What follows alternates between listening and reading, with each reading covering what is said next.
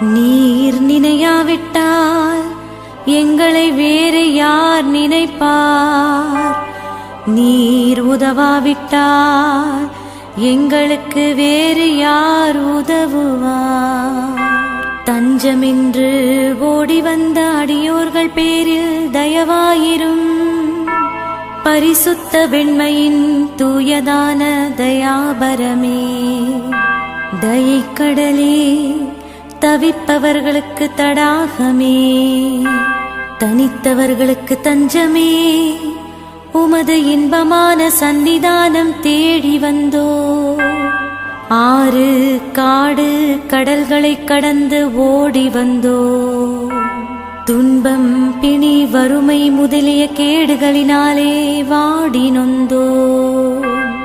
எங்கள் நம்பிக்கை வீண் போகுமோ?